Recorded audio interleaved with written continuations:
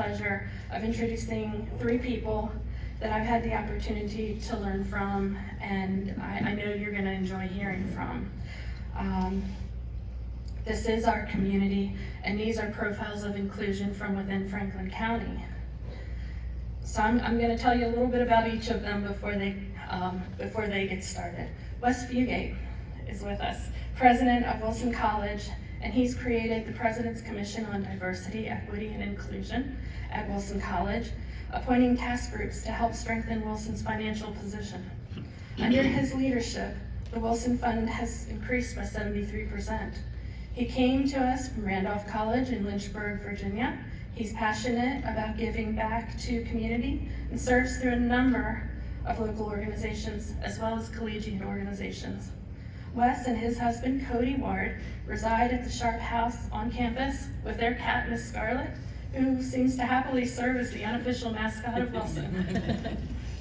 Clint Bolte, with principal of Bolte and Associates, is a long-term volunteer through United Way of Franklin County, having served as campaign chairman in 1992. He's also a member of Chambersburg Rotary and assists with numerous community efforts, along with his chairman of the board and wife, Mary Bolte. When Clint and Mary aren't busy supporting community events, they're often on the run to visit their two daughters, their grandchildren, and their grandpuppy, at least one grandpuppy, two grandpuppies. And we'll be joined digitally by Lance Walker, owner of Walker's Barber shop. He was recently recognized as Citizen of the Year through the Borough of Chambersburg. He served on a number of organizations, including the Chambersburg Area School District School Board. That's a huge job. He served a number of he serves on our DEIB, Diversity, Equity, Inclusion, Belonging Committee, and has been on the forefront of diversity, equity, and inclusion education in our community. Lance and his wife Tracy have three amazing kids, and I have learned that they're often running to athletic events. So I continue to learn from these three men every time I'm in the room with them. And we've put notepads on your tables. So I'm going to ask you to write down questions you may have as they come to you and hold them for the end so that we can maximize the time for their presentation, and then we'll come back to responses. If you need to leave before they get to their response, because I know some of you have to run to other work events, put your email address on too, and we'll make sure we get an answer back to you. So with that, Wes and gentlemen, I leave this to you.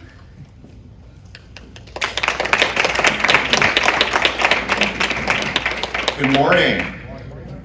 Thank you, Amy, and I'm deeply honored to be here and have been invited to participate. I want to thank the United Way for what you do for our community. Wilson's been here for 154 years in our community, and you're making it a better place for all people, but you're making it a wonderful place for me to recruit employees to come and serve, so I appreciate that. And I want to thank all the attendees who are here today. This guy from the south is getting used to the cold weather, and so you've braved colder temperatures to be with us and last week's snow. Let me say how flattered I am to be on a dais with the esteemed colleagues, Clint and Lance, who have been in this community doing this important work much longer than I have. Justice, equity, diversity, inclusion, and belonging work have long been important to me.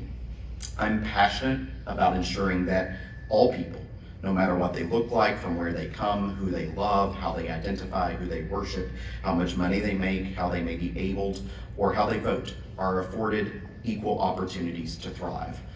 I like to say that this is not a political issue. I am the party of Wilson. Whatever's good for Wilson and her students, that's what I'm for. But if you were to look in my background, I've been registered Democrat, Republican, and Independent. I have worked for a very prominent, the President of the United States. I was a Deputy Chief of Staff to a governor. I've worked for candidates on both sides of the aisle. So this isn't political. This is a human issue.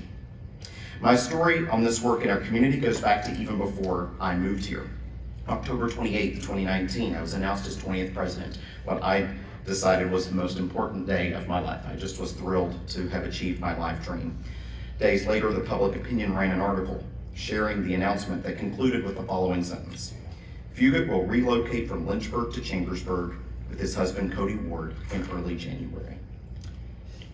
And the firestorm began. The comments on the online version of that article were so filled with hate that there were concerns for my safety, and the Public Opinion made the decision to turn the comments off. So I knew that when I arrived, we had much work to do together, as most communities do. I also knew that Wilson College would need to lead the way. The demographics required of us. As the population of 18-year-olds rapidly decreases, if Wilson is to succeed in meeting our enrollment and financial goals, as well as our educational goals, we must be a place where all belong, because our country is already a majority-minority country for those under the age of 18.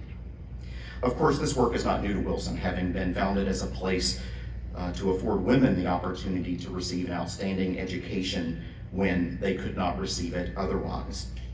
Some of our work has been symbolic. My first public appearance as president of Wilson was at the MLK Day events here in Chambersburg in 2020. We have welcomed various diversity-related celebrations to our campus. Other efforts have been about education. I've participated in speaking at various events, including MLK Day, about the importance of this work, sharing my own story about how I came to understand why it is important for me as a Christian white man with stable employment and good income to speak up. We have incorporated justice, equity, diversity, and inclusion, or JEDI as you may know it, into our first year seminars. Our work has included advocating, standing up for a non-discrimination order to demonstrate to the world that Chambersburg truly is a place where all people are welcome. We developed plans. We have formulated a comprehensive plan of necessary steps we as an institution need to take that Amy mentioned earlier. Admittedly, we've fallen behind in some of these goals, but in other areas we have made great progress while we work to move the needle in all areas of the plan. So what are the lessons that we've learned from our process? Number one, learn the history. When I arrived at Wilson, I consumed everything I could about our history, the good, the bad, and the ugly. It was important for me to have an understanding of where the institution might have made mistakes, where I could perhaps offer apologies, and where change might be needed, as well as to know if there were any landmines still out there, and to reflect upon how I might not make similar mistakes as Wilson's new leader. Number two was to listen. In my first few days, and even now, I find time to listen to the stories of those from marginalized communities. During our time together, I do not respond. I simply listen. Sometimes I ask questions to probe deeper, but I want to truly hear their stories and how life at Wilson or in our community has impacted them as individuals. To be honest, some of those stories, especially for our students of color and our LGBTQ+ students, are really hard to hear. For others, their stories make me more aware. For example, about the challenge of our Muslim students who have very few halal food options locally, or how limited public transportation options impact those without vehicles. And listening can have a lifelong impact. It was my listening to Barber Peoples, my fellow PhD classmate, and hearing her experience as a Black woman that I began to understand the differences between racial diversity and socioeconomic diversity, and how the impacts to individuals in those categories are different. She explained to me that while she walked down the sidewalk at the University of Georgia where we were studying, that often white folks would move to the other side of the road, and that wouldn't happen if I walked alongside her. An important lesson for me, because 10 years later, in my last community, I was walking down a sidewalk. Two white women were coming towards me. They greeted me and said hello. Behind me was a Black man in a hoodie. He was jogging. When he came by, they both stepped into the grass on private property to avoid being on the sidewalk as he came by. That one conversation with Yarva, which turned into many, continues to be a guiding influence in my work to ensure that everyone feels welcome and supported. The third lesson is don't expect the marginalized community to be the one to stand up. Being in a marginalized community can be exhausting. Sometimes for those from certain marginalized communities, this is a daily occurrence.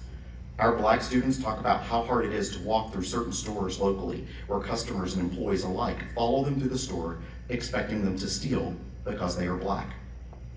Daily, LGBTQ+ individuals must decide every time they go into a room of new people if they need to go through the exhausting exercise of deciding should they out themselves to new people they meet, not knowing how those folks might react.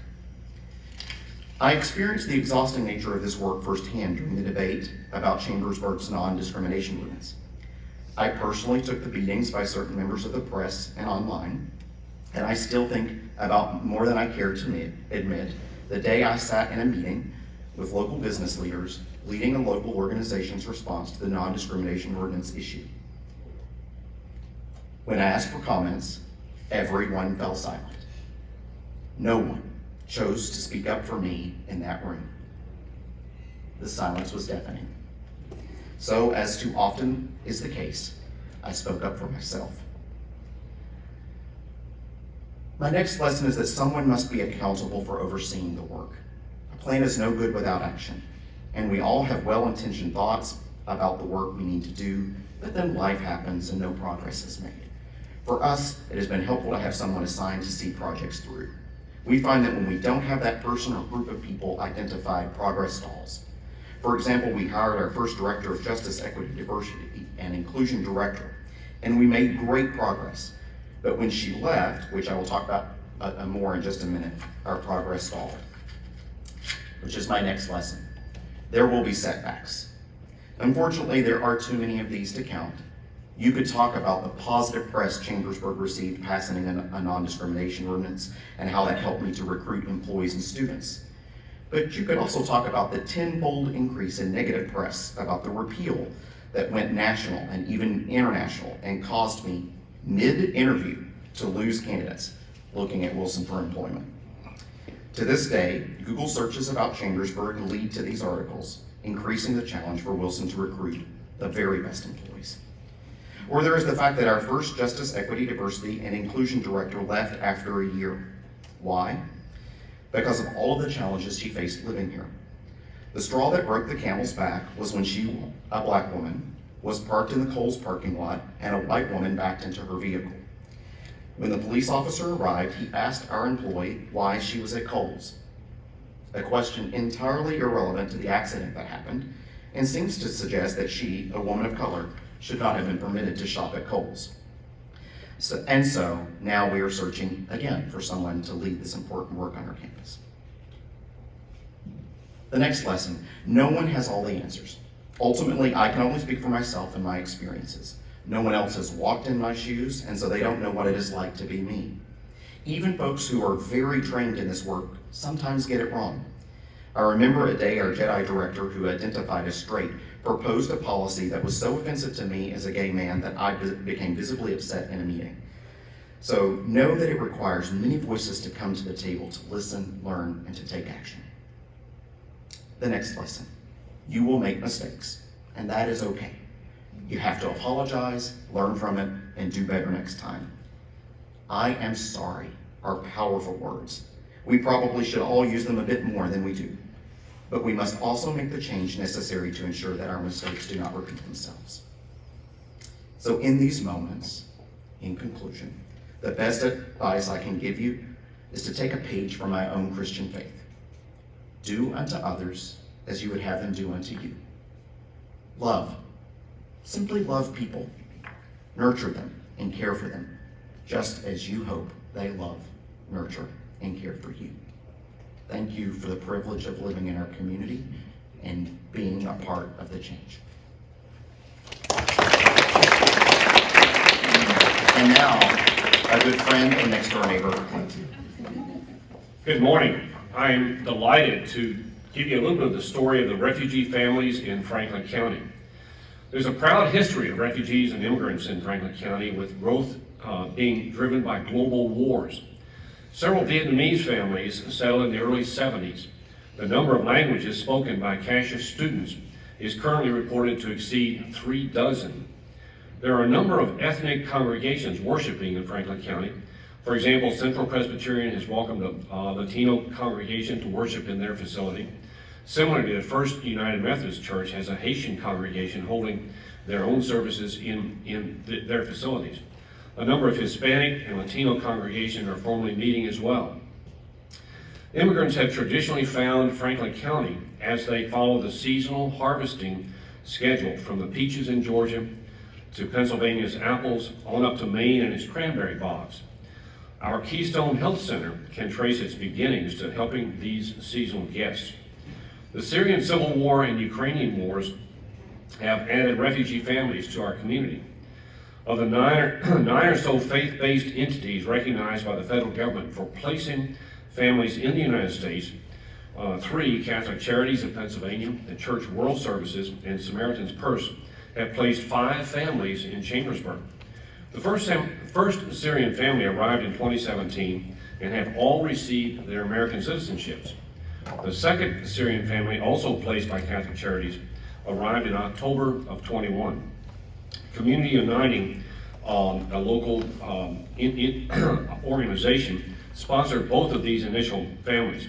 2022 has been the busiest year yet, with 3 families arriving. Central Presbyterian, the Spring Valley Mennonite have sponsored the 3rd and 4th Syrian families, while Upton Brethren Church in Greencastle is sponsoring the Ukrainian family who lives in Chambersburg. The federal agencies have provided federal monies for the first 3 months, while the churches have picked up most of the balance of each family's financial support. The Chambersburg community has been extremely generous, sending money to the sponsoring local churches, regardless of their denomination, giving furniture, gently used clothing, which has been vital in Pennsylvania since the immigrants' home countries are in much warmer climates than here.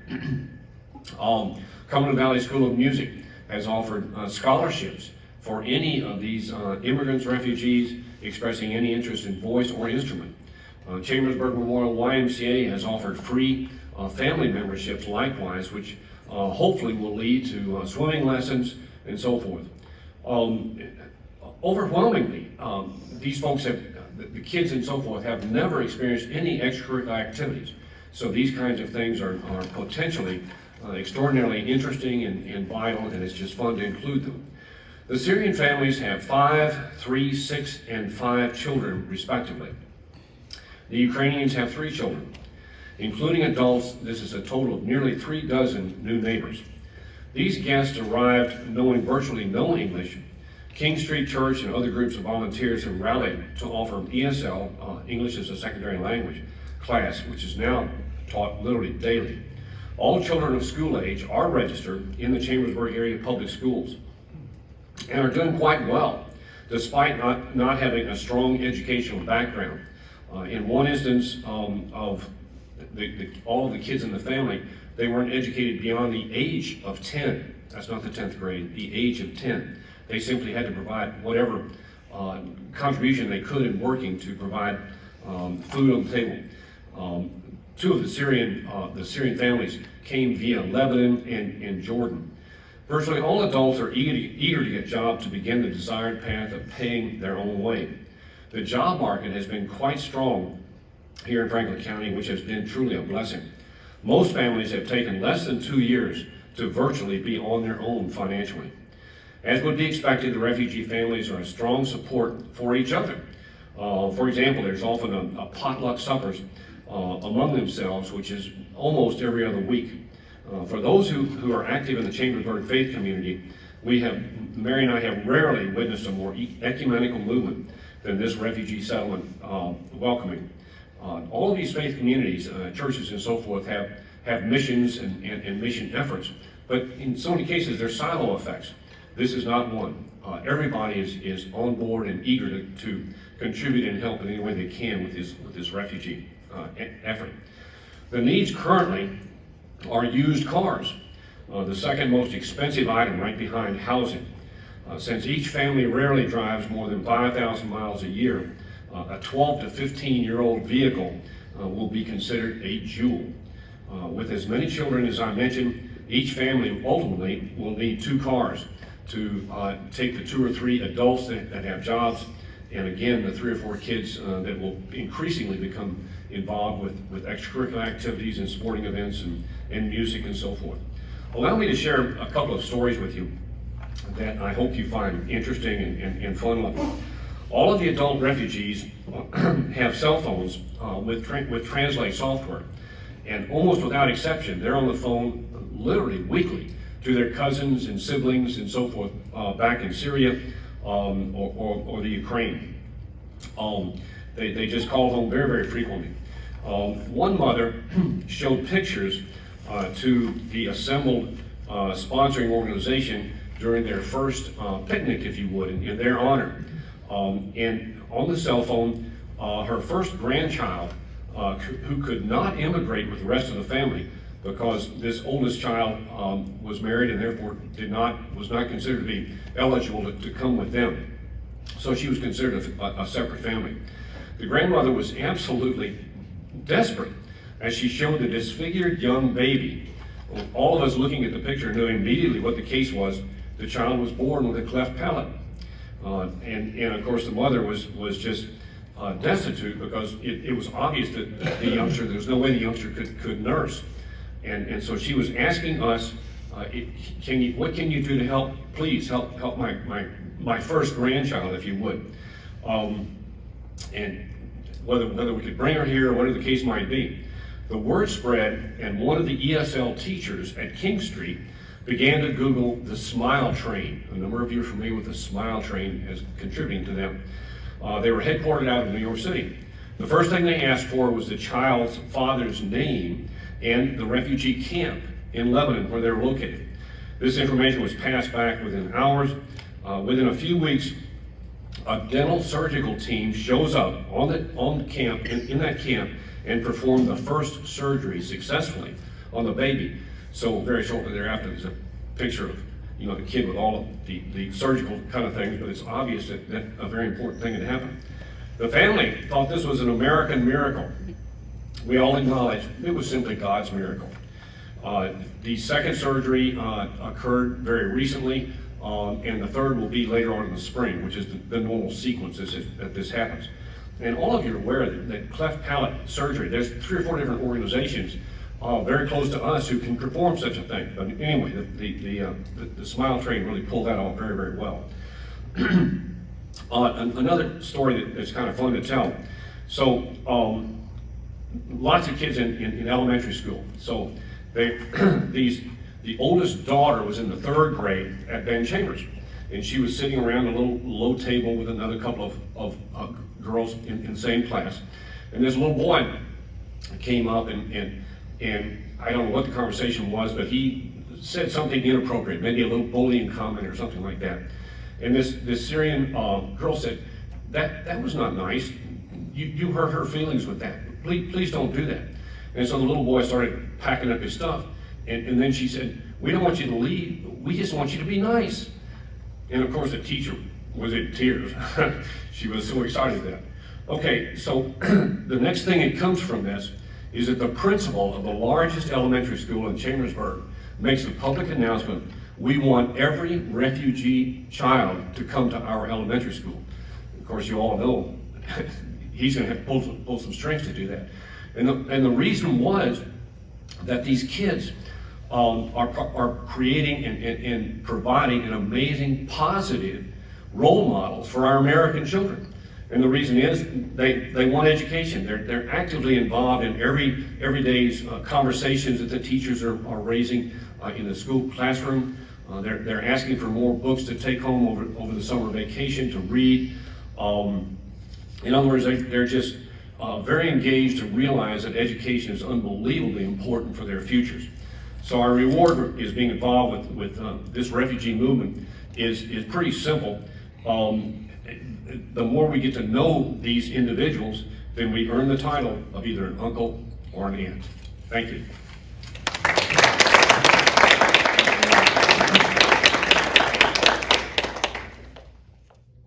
My name is Lance Walker.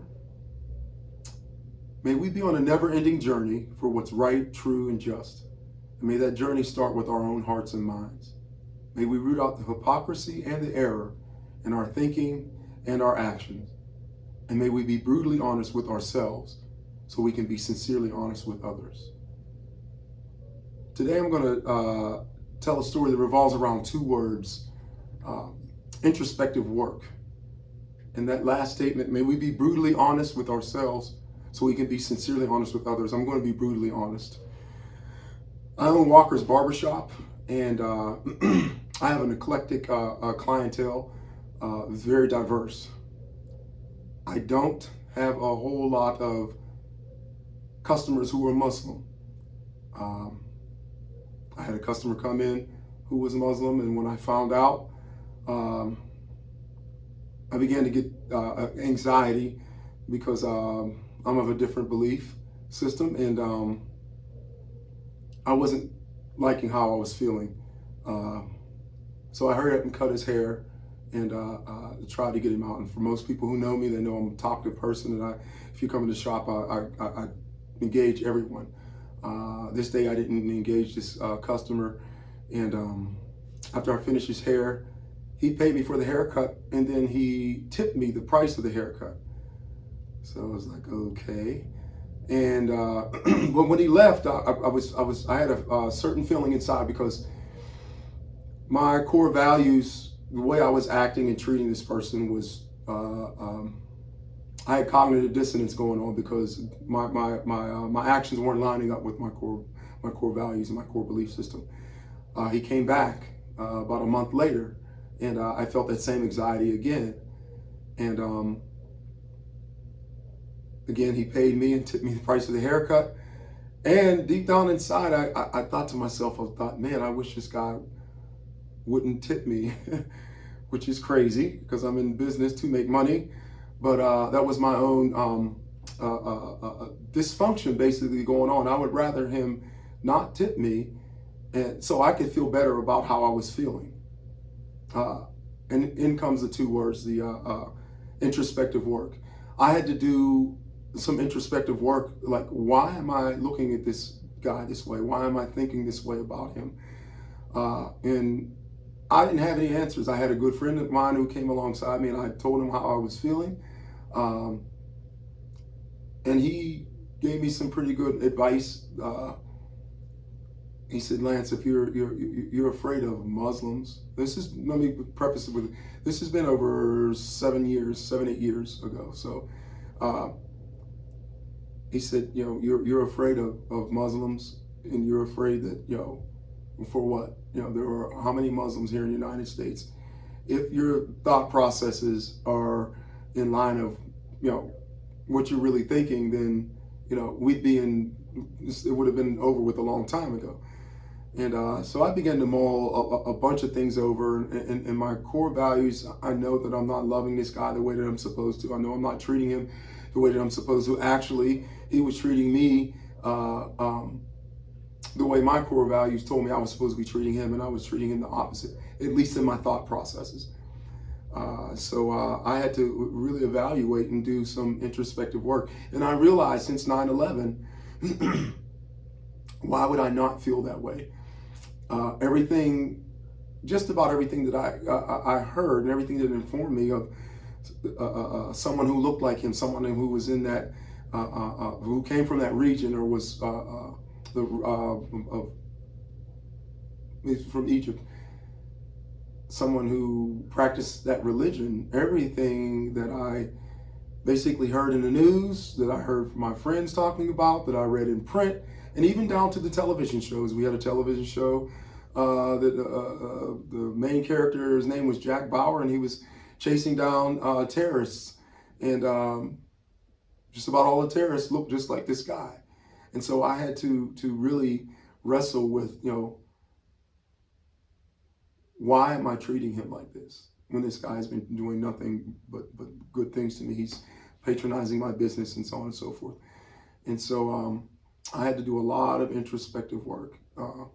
And I eventually got past that. I'll be honest with you, my belief system, I had to do a lot of praying, asking God to help me, and so on and so forth. And when I finally felt like I broke through with that, it was about 8, 9 months later, and he'd been coming to me regularly. Once I realized I was past that, and I was doing the work to make sure that I didn't harbor those feelings towards someone who was of a different religion, I realized I couldn't stop there. I have a platform, and the barbershop has always been a space of conversation and exchange of ideas. And I thought, you know what, I need to share this story. And this is where the brutally honest and being brutally honest with ourselves so we can be sincerely honest with others. I started sharing that story. And at first it was hard because you don't want people to know that, you know, Lance, you're jacked up, bro. You got problems, you got issues. But I knew that whenever I shared that story, it actually empowered me to push forward and to do more and to dig deeper into it and make sure that I don't go back into that space. So for years, I used to share that story with people when they would come into the shop.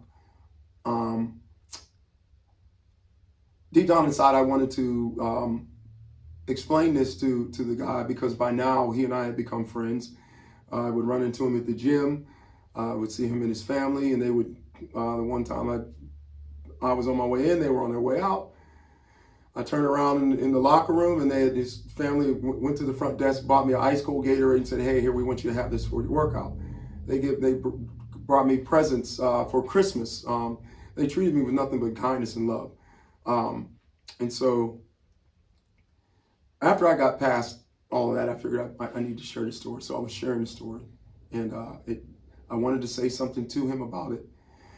But I didn't think it was fair for me to drop that in his lap because I don't think he realized or knew what was going on.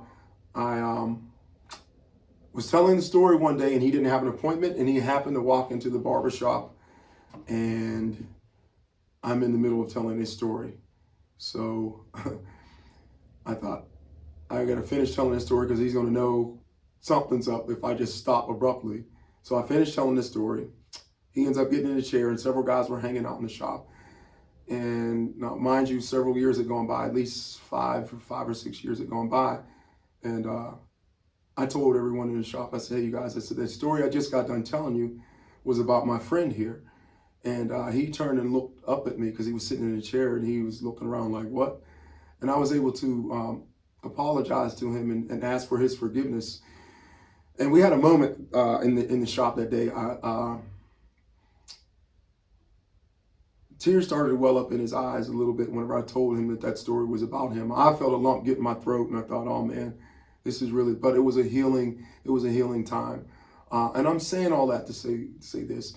For those of us who are in the line of work that we're in, when we're doing things to help people, I think we need to make sure that we're checking our own biases, checking our own prejudices that we may bring to the table that we don't even know that's there. I think we're in a better position to help those who are on the margins, help those people who are lacking resources, so on and so forth, that we don't look down our nose at people, that we don't judge people, that we can come to the table and not only come to the table, but come alongside them rather than reaching down to them, come alongside them and really help serve our community. And so let's do that introspective work. Let's be brutally honest with ourselves so we can be sincerely honest with others.